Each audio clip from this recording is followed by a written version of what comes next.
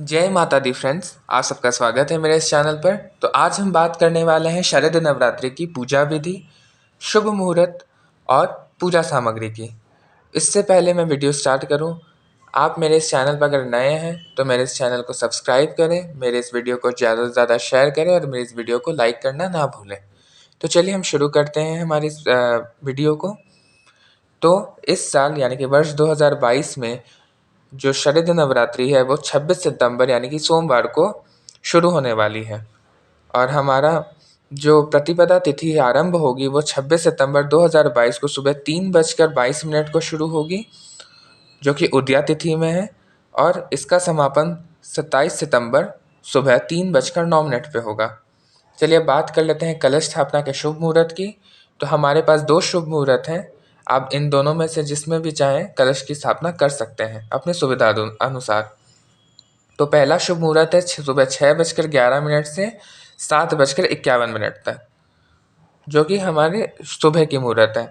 हमारा दूसरा मुहूर्त है अभिजीत मुहूर्त, जो सुबह 11:50 से दोपहर 12:40 तक रहेगा। आप इसमें भी कलश की स्थापना कर सकते हैं। तो चलिए अब हम बात कर लेते हैं पूजा सामग्री की। तो हमारी पूजा सामग्री में हमें चाहिए एक माता रानी की मूर्ति, तस्वीर, या आपके घर में अगर धातु की मूर्ति हो तो आप उसे भी ले सकते हैं।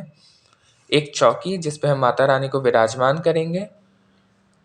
हमें चाहिए लाल और पीले वस्त्र जो हम चौकी के ऊपर बिछाएंगे। चलिए अब हम बात कर लेते हैं कलश स्थापना की सामग्री की। तो हमें एक कलश चाहिए होगा जो पीतल, तांबे या मिट्टी का भी आप ले सकते हैं। कलश के ऊपर हमें रखने के लिए एक पूर्ण पात्र चाहिए होगा जिसमें हम चावल भरकर रखेंगे।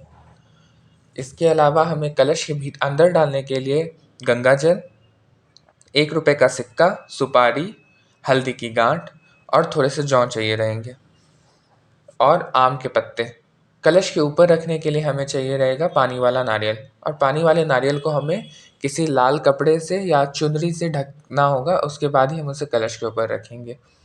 अब हम बात कर लेते हैं पूजा सामग्री की। तो हमारे पूजा सामग्री में हल्दी, कुमकुम, पीला सिंदूर, रोली, माता रानी को चढ़ाने के लिए सुहाग का सामान और उन्हें अर्पित करने के लिए एक लाल चुनरी। इसके अलावा हमें चाहिए रहेंगे पुष्प, दुर्वा और पान के पत्ते, लौंग।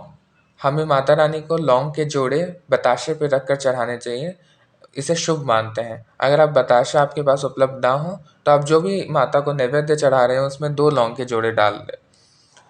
इसके अलावा हमें चाहिए रहेंगे गाय के उपले, जिससे हम रोज़ माता रानी का हवन करेंगे।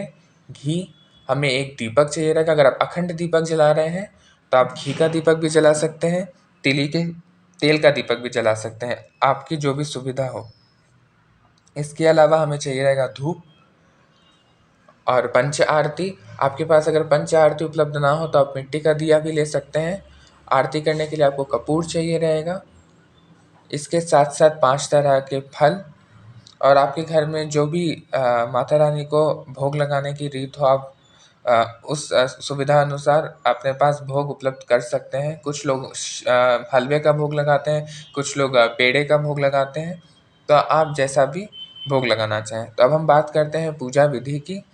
तो सुबह ब्रह्म मुहूर्त में उठकर स्नान आदि कर कर आप पूजा स्थल पे आएँ, जहाँ आप पूजा करने वाले हैं उस जगह को आप स्वच्छ कर लें, यानी कि झाड़ू पोछा लगाकर गंगा जल छिड़क कर उसे साफ सुथरा कर लें। वहाँ पर आप एक चौकी बिछाएं, चौकी के ऊपर आप लाल रंग का वस्त्र बिछाएं, उसके ऊपर आप माता रानी के प्रतिमा या तस्वीर जो भी आपके पास उपलब्ध हो उसे स्थापित करें। इसके बाद हम अष्टदल कमल बनाएंगे जो चावल से बनेगा।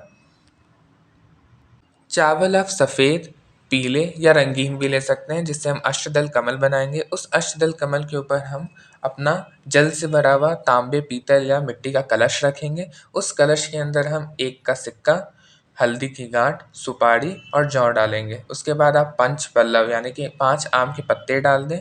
उसके ऊपर आप चावल से भरा हुआ पूर्ण पात्र डाल दें। उस पूर्ण पात्र के ऊपर आप जल वाला जो नारियल हमने लिया है उसे चुनरी से लपेट के या लाल वस्त्र से लपेट कर रख दें। ये हमारी कलश की स्थापना हो गई। अगर आप नवग्रह की स्थापना करना चाहते हैं तो आप 9 चावल के छोटे छोटे सिक्के के साइज़ के आप चावल रख लें, उसके ऊपर आप सुपारी रख सकते हैं, वो आपके नवग्रह हो जाएँगे। अगर आप नहीं भी नवग्रह की स्थापना करना चाहते हैं, तो कोई बात नहीं। इसके बाद हम अगर आप अखंड दीपक जलाते हैं, तो आप माता के दाहिने ओर कुछ चावल रख कर उसके ऊपर अखंड दीपक रख सकते हैं। अगर आप अखंड दीपक ना जलाना चाहें, तो आप एक नॉर्मल दिया भी वहाँ रख सकते हैं। इसके बाद हम अपने दीपक को प्रज्वलित करेंगे। सभी पूजन में सबसे पहले हमें दीप को प्रज्वलित करना चाहिए। दीप हमारे पूजन का साक्षी होता है, इसलिए हमें सबसे पहले दीप प्रज्वलित करनी चाहिए। फिर आप माता को हल्दी, कुमकुम, सिंदूर अर्पित करें, पुष्प अर्पित करें, जो आपने फल लिए थे वो अर्पित करें, प्रसाद अर्पित करें, लौंग के जोड़े अर्पित करें, सुहागिन महिलाएँ सुहाग का सामान अर्पित करें, माता को चुनरी ओढ़ाएँ। आपके घर में अगर मूर्ति है तो माता को स्नान आदि कराकर उनका अच्छा-सा श्रृंगार करें। इसके बाद हम हवन करेंगे, तो आप गोबर के उपले ले लें, उससे आप हवन कर लें। ओम दुर्गाय नमः, ओम ऐं ह्रीं क्लीं चामुण्डाय विच्चे स्वाहा। इन मंत्र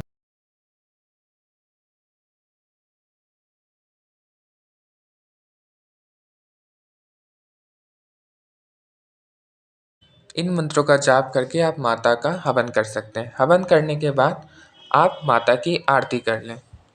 आरती के लिए आप एक थाली में स्वास्तिक का निर्माण करें, उसके ऊपर आप एक दीपक में कपूर डाल कर रखें और कपूर से माता की आरती करें। इसके अलावा आप चाहें तो दुर्गा चालीसा का पाठ, दुर्गा सप्तशती का पाठ, देवी महात्म्य का पाठ भी कर सकते हैं। ये अत्यंत ही शुभ माना जाता है। इससे आपको कई लाभ भी प्राप्त होंगे। ये हमारी सारी पूजा विधि थी। इसके अलावा अगर आपको कोई और आपके डाउट्स हों, आपको कुछ और जानना हो, तो आप मुझे कमेंट सेक्शन में बता सकते हैं। मैं उस पे भी आपके लिए वीडियो ज़रूर लेकर आऊँगा।